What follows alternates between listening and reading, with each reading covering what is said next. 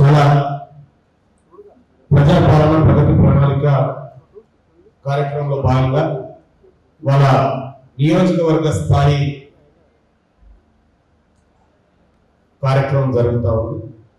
ఇందులో అధికారులు అందరం కూడా ఈ అధికారులు ఇచ్చినటువంటి నివేదికలు ముందు పెడుతున్నాం. ఎక్కడెక్కడ ఏం జరిగింది, ఏ అభివృద్ధి జరుగుతూ ఉంది, సంక్షేమ పథకాలు ఎలా వెళ్తా ఉన్నాయి అనేటువంటి అంశాల్లో చెప్తా ఉన్నాయి. ఇందులో సర్పంచులు వచ్చారు, చాలా మంది వచ్చి సర్పంచులు చేయలేకపోతున్నాం. చాలా మంది సర్పంచులు వచ్చారు. ఎందుకంటే మీ గ్రామంలో జరిగేటువంటి కార్యక్రమాలు, మీ పట్టణంలో జరిగేటువంటి కార్యక్రమాలు కాదు. ఇప్పుడు అధికారులు చాలా అంశాలు డిపార్ట్మెంట్ల వారిగా వివరించారు కదా. ఈ అధికారులు చెప్తున్నాయని మీ ఊర్లలో అవుతున్నాయా? కావు అనేటో చేయలేనటువంటి అవుతున్నాయి అంటే తర్వాత లేదు. ఇంప్లిమెంట్ అవుతున్నాయా? అవుతున్నాయనే వాళ్ళు చేయలేరు. ఇవన్నీ కార్యక్రమం. ఎందుకంటే ఇప్పుడు ఇక్కడికి వచ్చినాము, మీకు సమయానికి మాకు నివేదికలు ఇస్తే ఎప్పుడు స్టడీ చేస్తారు, ఏమైతుందో ఎప్పుడు తెలుస్తుంది, ఏమీ లేదు. రెండవది సంక్షేమ పథకాలు. సంక్షేమం అంటే ఏంటి? సంక్షేమం అంటే ప్రజల దగ్గర నుంచి వసూలు చేస్తున్నటువంటి పన్నులకు తిరిగి ప్రజలకు చెల్లించేటువంటి, అవసరమైన ప్రజలకు చెల్లించేటువంటి కార్యక్రమం. ఇక్కడ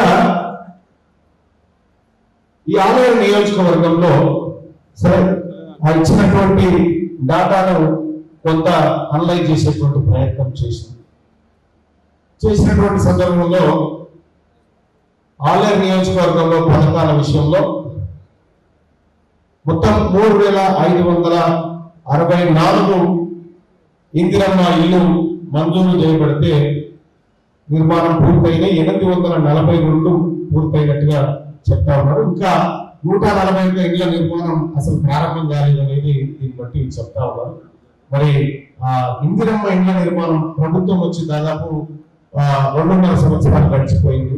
మరి 2.5 సంవత్సరాల్లో మనం కేవలం 1000 ఇళ్లను కూడా దాటకపోతే రేపు ఇంకో 2.5 సంవత్సరాల్లో మరి లక్ష్యాలు ఎట్లా పూర్తయితే అధికారులు ఒకసారి ఆలోచన చేసుకోవాల్సినటువంటి అవసరం. ఇక వరి ధాన్యం విషయంలో కూడా ఇంకా 36,911.60 క్వింటాల ధాన్యం ఇంకా కళ్ళాల నుండి ఇంకా అవి మిల్లులకు చేరినటువంటి పరిస్థితి లేదు. మహిళా సంఘాలకు సంబంధించి మొండి బకాయిలు ఏదో గొప్పగా చెప్పారు మనోళ్ళు. కానీ ఈ ఆలయ నియోజకవర్గంలో 2014 మహిళా సంఘాలకు ఇప్పటి వరకు ₹1 ఇవ్వడం లేదు.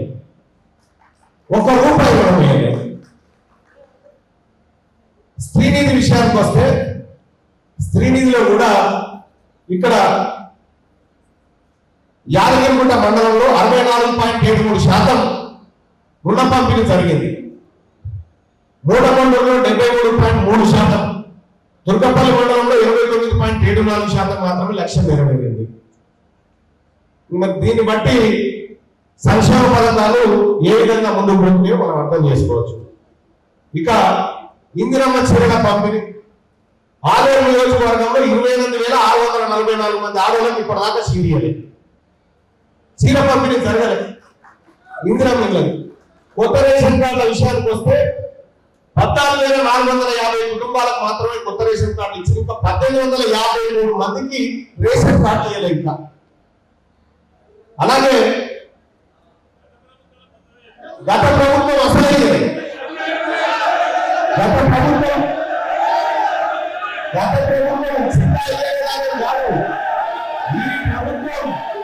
ఈ ప్రభుత్వం అంత కాదు.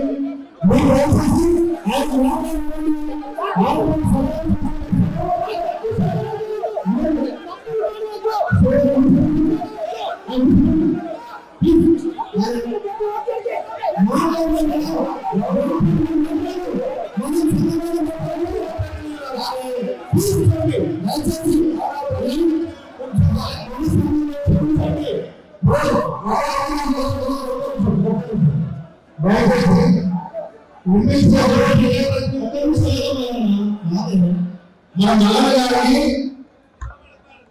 ఆయన రాజు ఎప్పుడు వచ్చి తీసుకుంటుంటే 20% 80%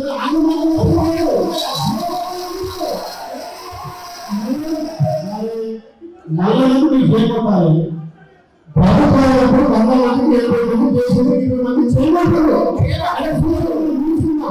మీరు దయచేసి జరిగించు 20 మంది మా ముఖ్యమైన అన్ని మళ్ళీ మాట్లాడేటువంటి అవకాశం ఉంది.